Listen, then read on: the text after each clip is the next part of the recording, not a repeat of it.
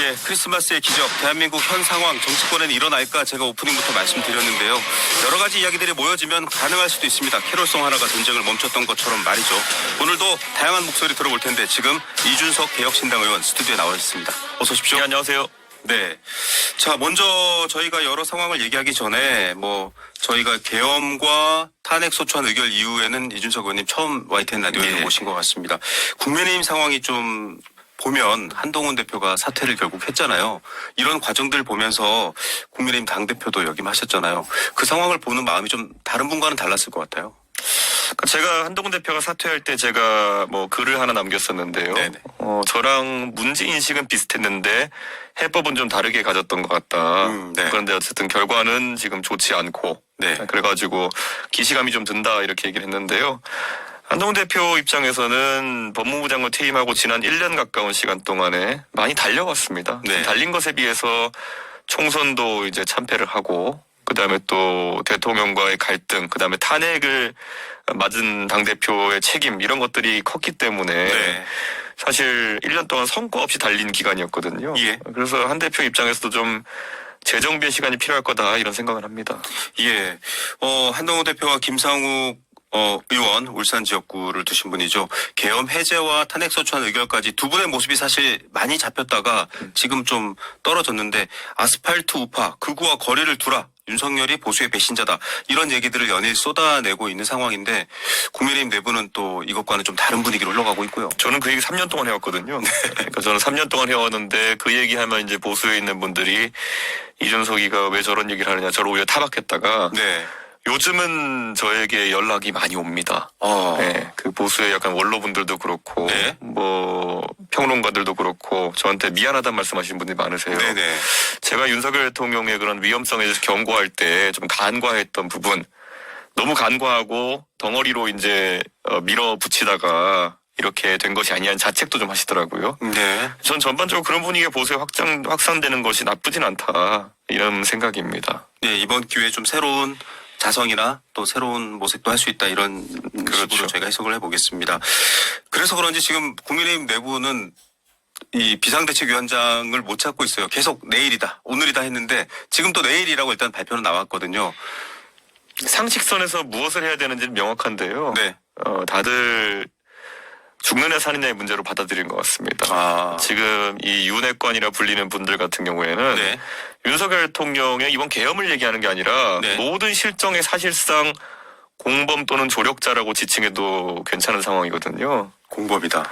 그렇죠. 그때 이준석 쫓아낼 때 얼마나 힘을 못했으며, 네. 그리고 그 다음에 대통령이 정말 이념적으로 접근해가지고 홍범도 동상 이전 문제 네. 이런 것부터 시작해서 정말 사회 분열적인 얘기들을 할 때 항상 거기에 힘을 보탰던 사람들 아닙니까? 거기다 최상병 건도 그렇고요. 그에 파생된 박정훈 대령이 지금 수사받는 것, 이제 수사받고 재판받는 것도 네. 이제 곧 판결이 나오겠지만은 박정훈 대령 같은 분이 무슨 죄가 있습니까? 그런데 그런 재판까지 이어가는 과정 속에서 이 막무가내로 소위 윤핵관들이 서포트했기 때문에 된 거거든요. 저는 이분들이 그 책임을 지지 않기 위해서 네. 본인들의 책임을 파헤치지 않을 비대위원장을 고르니 나올 리가 있습니까, 그게? 예. 이게 왜 이렇게 비상계엄이라든가 내란 혐의 수사라든가 거리를 두지 못하는가에 대해서 지금 답변을 해주셨습니다.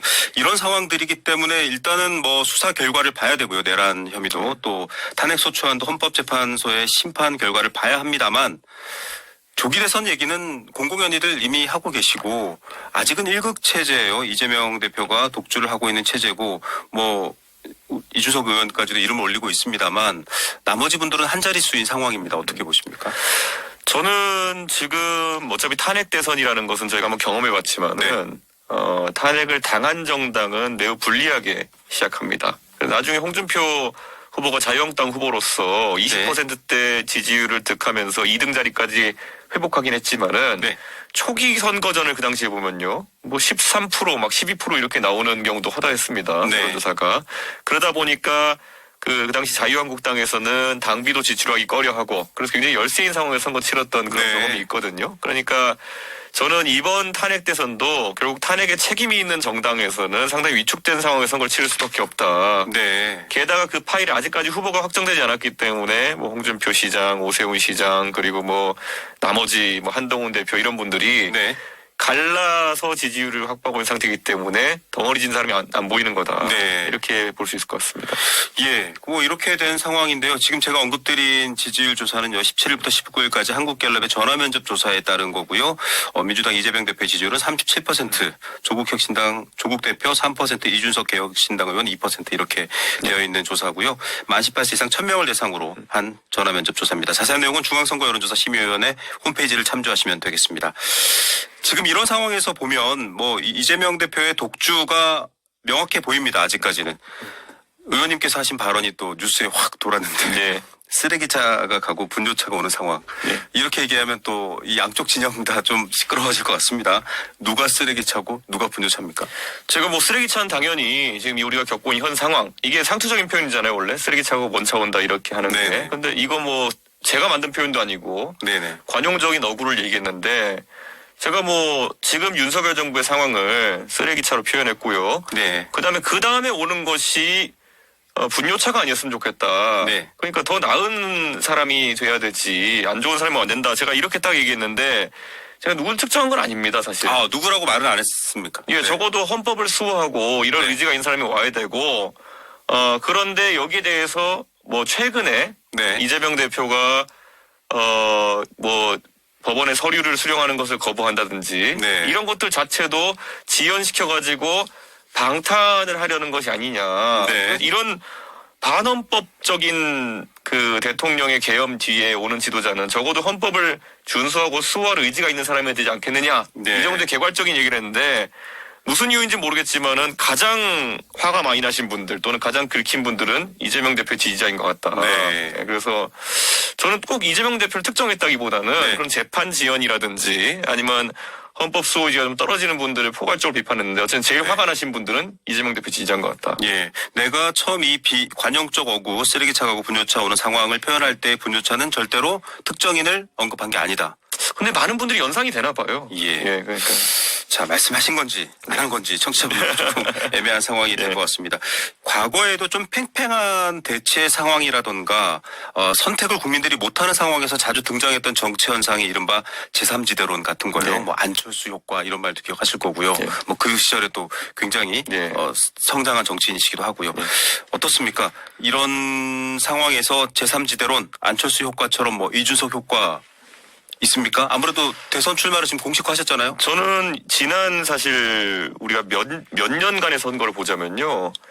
제3지대론 같은 거창한 구호 이전에 3당의 위치에서 어떤 선거로 당선돼 본 사람이 별로 없습니다. 사실 탄핵 이후에 바른정당도 그렇게 그렇죠. 됐죠. 그러니까 그 2016년 이후로 봤을 때 그러니까 단일화나 이런 거 없이 네.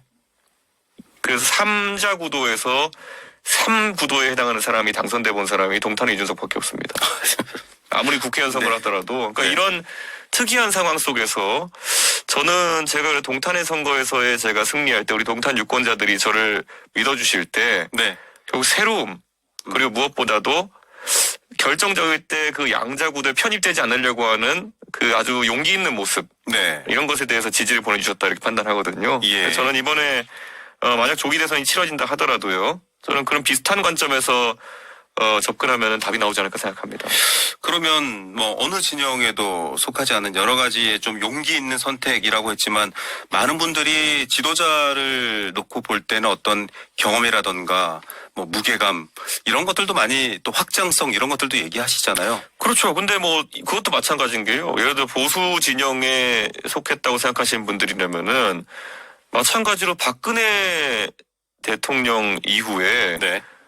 보수 정당의 당대표를 지내면서 전국 단위 선거의 승리를 경험한 사람은 또 이준석밖에 없습니다. 네. 그러니까 이게 실적이라고 하는 것이 있잖아요. 예. 뭔가를 변화를 만들고 또 그걸 승리해본 경험이라는 건 중요한데 그 경험을 다른 사람들은 가지고 있지 않습니다. 네. 그렇기 때문에 저는 그게 저 개인을 위해서 그런 경험을 쓰는 것이 아니라 결국엔 대한민국의 발전을 위해 가지고 제 경험을 쓰고 싶은 거고 나이가 어리다고 젊다고 해가지고 그 경험이 부족한 것도 아니고요. 네. 나이가 많다고 해가지고 뭐 대단한 경륜이 있는 것도 아닙니다. 지금 그 대한민국 망가뜨리고 보수 진영 망가뜨린 사람들 60년생 윤석열부터 시작해가지고 네네. 전부 다 60대 70대 분들입니다. 뭐 예전에 김영삼 네. 또 김대중 이런 분들도 30대 때 뭐 네. 40대 때 정치를 시작하셨고 실제 대통령 네. 선거에 뛰셨던 경험을 빌면 이 말씀을 이해하시기 좋을 것 같습니다. 그런데 이제 상황이 녹록지 않습니다. 평범한 대선 상황이 아니고 조기 대선이고 그 조기 대선의 이유가 비상계엄과 내란 혐의 수사 국면이 얽혀있기 때문인데 윤석열 대통령 당당하게 재판과 수사에 임하겠다 국민 앞에서 직접 담화를 했는데 지금 일단 탄핵 서류, 헌법재판소의 서류 자체를 안 받고 있는 상황이에요. 같은 당의 천하람 의원이 법꾸라지 이렇게 쓰면서 굉장히 비판도 많이 했는데 이 상황 어떻게 보십니까? 그리고 대안이 있다 이런 얘기도 있더라고요. 예, 우리 천하람 의원이 어쨌든 국회 측의 이제 탄핵 소추위원이다 보니까 네. 실무를 이제 보고 있기 때문에 이런 윤석열 대통령 측의 재판 지연 절차에 대해서 강하게 이의를 제기한 것으로 보이고요. 저는 제가 한 3년 차니까 윤석열 대통령이 하는 말은 반만 믿어라도 아니고 절대 믿으면 안 됩니다. 네. 그러니까 윤석열 대통령이 앞에서는 다른 얘기하고 뒤에서는 다른 얘기하는 게 일상화돼 있고 네. 저한테도 제 앞에서는 뭐 100년 만에 나올 당대표 이런 얘기하고 뒤에 가서는 이 새끼 저 새끼 이렇게 했던 그 아주 비속가 있으면서 비판했던 전력이 있기 때문에 지금 윤석열 대통령이 앞에서 국민들 앞에서는 절차에 성실하게 임하겠다 하고 뒤에서는 지금 지연 전술 펼치는 거 아닙니까? 네. 원래 이런 분입니다. 원래 이런 분이다. 믿으면 안 됩니다. 네. 믿을 수 없다 이렇게. 그래서 지금 공수처 같은 곳에서는 25일 크리스마스에 2차 소환 통보했는데 2차 소환에도 안 나오고 헌재는 오늘 입장을 내기로 했거든요. 서류를 계속 안 네. 받을 경우 어떻게 처리할지 했는데 강제적인 절차들이 이루어질 수 있을까요? 어떻게 보십니까? 저는 이미 이재명 대표가 재판 관련 서류를 수령 거부하는 것을 놓고 이제 법원에서 안 되겠다 싶으니까 송달된 것으로 하자. 네. 사실 이재명 대표가 거주지가 불명이고 이런 분이 아니거든요. 네. 이재명 대표 막 언론도 나오시고 이런 분이거든요. 근데 서류만 전달이 안 되는 거였습니다. 예. 그래서 이재명 대표의 국회의원 사무실에 그것을 전달하고 송달된 것으로 간주한다 이렇게 하는 방식으로 진행이 되는데요. 저는 헌법재판소도 그런 이제 강행 절차에 돌입해야 되는 것이 아닌가 예. 그런 생각합니다. 윤석열 대통령 지금 어디 살고 있는지 대한민국 국민 다 알거든요. 예. 근데 이 송달 거부하는 게 말이 됩니까? 이분이 차라리 뭐 도망 다니는 상황이라 그러면 잡으러 다닐 텐데 예. 자기 집에 계신 분인데 왜 서류가 송달이 안 된다는 거냐. 네. 의아합니다. 알겠습니다. 방금도 얘기하시면서 사실 살짝 언급하셨기 때문에 얘기를 해야 될 것 같습니다만 비상계엄 해제를 놓고도 그랬고 탄핵안 소추를 놓고도 그렇고 이재명 대표가 자꾸 거론이 됩니다. 물론 조기 대선 문제 때문인데 네. 민주당에서는 비상계엄과 또 내란 혐의 수사는 수사고 이재명 대표는 대표고 별개다. 왜 자꾸 연결하느냐 이렇게 좀 반론을 제기하기도 해요. 민주당에서는. 그게 제가 얘기했던 쓰레기차 분뇨차 이론 아닙니까? 적어도 뭐 사실 윤석열 대통령보다 더 나은 정치인이 저는 다음에 대한민국을 이끌어야 된다 생각하고요. 네. 윤석열 대통령의 가장 안 좋은 부분이 이런 그 법률가로서 네. 이런 누군가를 악마화할 때는 그 권력과 그 기술을 최대한 활용하고 본인이 지금 이제 뭔가 방어적인 입장 아니면 비판받을 네. 때가 되니까 이런 법꾸러지 같은 양태를 보인다는 거 아니겠습니까? 저는 뭐 이재명 대표도 당연히 변호사고 법률가시긴 하지만은 마찬가지 행태를 보이면 똑같이 비판받을 수밖에 없다. 네. 빠져나가 생각 마라 이렇게 말씀드리겠습니다. 예, 뭐 두 분에게 공이 적용된 원칙 차원의 얘기를 더 강조한 것 같습니다. 네. 이번에 여러 가지 얘기가 있는데 일단 요것도 하나 얘기해야 될 것 같습니다. 그 시위 현장에 대한 전 세계적인 언론의 네. 관심도 있었습니다. 이른바 K-팝 문화가 겹쳐지면서 뭐 K 시위 이렇게도 표현이 됐고요. 또 광화문에서는 광화문대로 탄핵 반대 집회가 열리기도 했습니다. 뭐 종교계가 섞여 있는 우파 또 집회 이렇게 표현도 되고 있는데 20대 여성들이 응원봉 시위에 굉장히 많이 참여했고 실제로 통계 조사를 봤더니 20, 30대 여성들 네. 여성의 비율이 압도적으로 높습니다. 어떻게 보세요? 우선 뭐 언론에서 언급은 잘 안 하지만은 20대 남성의 20%는 지금 뭐 군대가 있습니다. 네. 그렇기 때문에 조금 통계적으로 20대 남성의 수가 적은 거는 맞고요. 네. 하지만 그걸 감안하고도 그에 비하면 훨씬 남녀 간의 격차가 크게 나타나고 있거든요. 네네. 저는 이거는 뭐 나쁜 현상은 아니라 이렇게 생각합니다. 예. 왜냐하면은 전 세계적으로 보통 여성의 정치 참여라는 게 항상 권장되어 왔고 지금까지 다른 나라에서는 이런 통계가 잘 드러나지 않거든요. 그건 네. 아마 대한민국의 치안 상황이라는 것이 항상 예. 전 세계적으로 항상 뭐 아주 좋은 곳이거든요. 예. 그렇기 때문에 사실 저도 해외에 있을 때 이런 시위나 이런 것들 경험해보고 이러면요.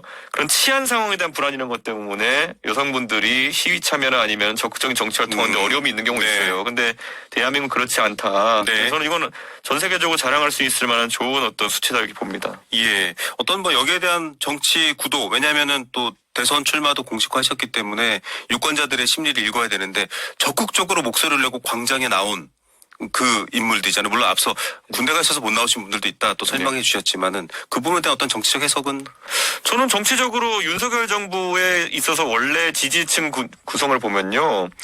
23세 여성들의 반 윤석열 정부의 성향은 굉장히 강했습니다. 네. 근데 그것을 실제로 나와서 표현하고 하는 것들은 저는 뭐 당연히 인지상정이고 네. 그런 통계적인 면으로 보자면 그렇고요. 한편으로는 지금 대한민국에서 젊은 세대의 정치 참여가 굉장히 확대되고 있는 것. 이건 2021년부터 계속 일어나는 현상이거든요. 네네. 저는 굉장히 긍정적으로 평가합니다. 알겠습니다. 말씀드린 내용은요. 서울시 생활인구 통계에 따른 거고요. 14일 여의도에는 20대 여성이, 광화문에서는 70대 여성이 전체 집회 참석자 중 가장 큰 비중을 차지했다라는 얘기입니다. 자, 헌법재판소에 지금 재판관들이 6명밖에 없습니다. 오늘부터 이제 인사청문 특위가 시작되고 박지원 의원도 저희 스튜디오에 나오셔서 직접 또 관련 상황을 얘기해 줬는데 권성동 원내대표는 두 가지 이유를 들어서 두 개의 어떤 역할이 다르기 때문에 안 된다라고 했던 게 행정수반의 역할과 국가원수의 역할이 구분되는데 헌재 재판관 임명은 국가원수의 영역이기 때문에 대행해서는 안 된다 이렇게 하면서 반대하고 있고 민주당은 그냥 우리는 강행하겠다 이런 상황입니다. 어떻게 풀어가야 될까요? 참 제 생각에 국민의힘 쪽에서 말도 안 되는 얘기하고 있는 것 같은 게요. 네. 예를 들어 가정입니다. 일어나면 안 되는 일이지만은 만약에 내일 북한에서 김정은이 이상한 생각을 해가지고 네.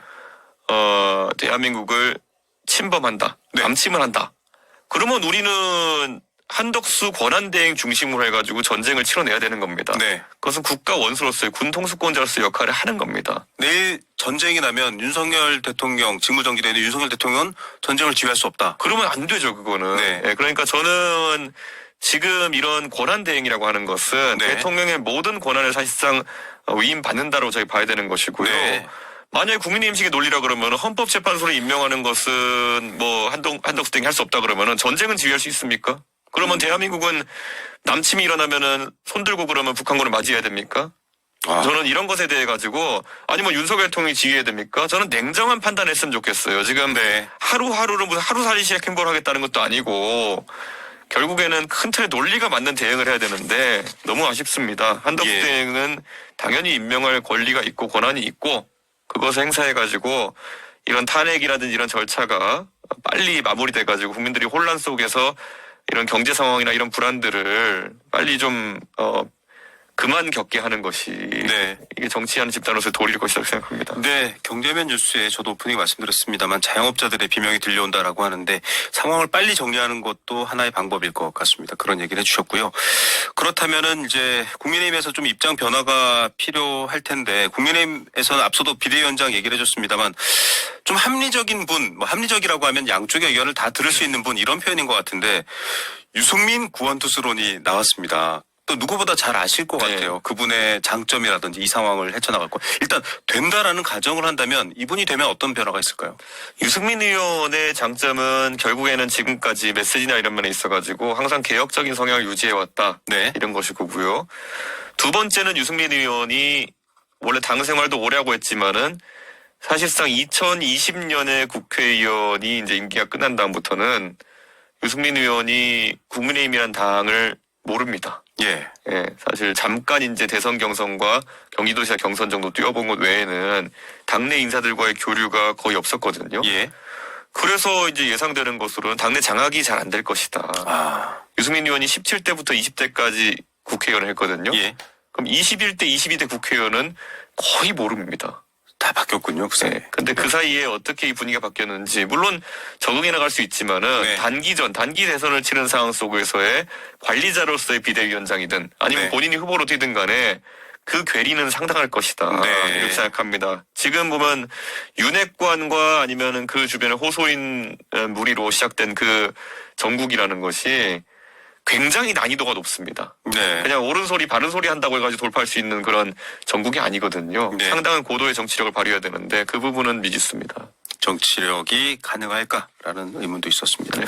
개혁신당 내부 상황 얘기도 안 할 수가 없습니다. 네. 이 김철근 총장의 경질을 놓고 지금 허은하 대표와 좀 갈등이 있다 이렇게 보도가 됐거든요. 네. 어떤 상황입니까? 저는 뭐 누가 뭐래도 개혁신당의 뭐 대주주라고 해야 될까요? 그런 위치를 가지고 있는 사람이기 때문에 정말 결정적인 순간에만 당무에 대해서 한마디씩 합니다. 네. 근데 최근에 이제 불거진 이런 논란은 사무처 당직자들이나 아니면 개혁신당의 모든 당직자들이 그 허은하 대표의 리더십에 대해서 의문을 제기하고 어느 정도 저에게 한 말을 좀 해달라는 그런 취지로 계속 얘기했기 때문에 제가 최소한의 언급을 한 겁니다. 네. 근데 저는 원래 좀 방임주의자고 그 당대표의 권한을 항상 존중해오면서 지금까지 몇 개월 동안 지켜봤는데 당 뭐의 여러 선택이라든지 당비를 쓰는 문제라든지 아니면 정치적 상황에 대처하는 문제라든지 이런 것에 대해서 좀 문제가 많은 것 같은데 저는 계속 허은하 대표가 여기서 결자 해지를 좀 했으면 좋겠다. 결자 해지를 이게 뭐 결자 해지가 여의도에서 뭐 사퇴하라는 의미냐 이렇게 받아들이는 분도 있는데요. 결자 해지는 사전적으로 받아들이시면 됩니다. 예. 본인이 발생시킨 문제에 대해 가지고 본인이 어떤 식으로 해결해라 이건데 이게 명쾌한 해명이 안 나오면서 자꾸 네. 한쪽으로 허은하 대표가 몰려가는 모양새라 가지고 저는 네. 안타깝습니다. 알겠습니다. 결자 해지하기 바랍니다. 예. 끝으로 이른바 명태균의 황금폰이 검찰에 넘어갔고 또 민주당 박주민 의원도 만나면서 이 여파도 어떻게 될지 궁금합니다. 오늘 이제 보석 심사를 앞두고 있는데요. 뭐 이 명태균 이슈에서도 이준석 의원 이름도 종종 등장했었습니다. 앞으로 이 폰 내용이 더 드러나면서 어떤 여파가 있을지 짧게 마지막으로 정리해 주시죠. 아마 정치권의 인사 중에서 명태균 사장을 아는 사람 굉장히 많을 거거든요. 네. 저만 국민들에게 항상 솔직하게 저는 원래 잘 알고 지냈고요. 네. 다만 저희가 문제될 만한 행동을 한 것은 전혀 없다. 네. 뭐 제가 명태균 사장과 100원 한 푼 주고받은 적도 없고 네. 거기에 더해가지고 저는 여론조사를 부탁하거나 한 일도 없다. 그러니까 그 안에서 봤을 때 저는 문제가 없고요. 다른 분들은 뭐 만난 적 없다부터 시작해가지고 네. 뭐 나는 명태는 알고 명태균은 모른다 뭐 말장난하다가 이제 걸리고 이런 분들이 있거든요. 네네. 그분들은 뭔가 문제가 있으니까 자꾸 숨기고 이렇게 하려고 하는 거 아닐까요? 네.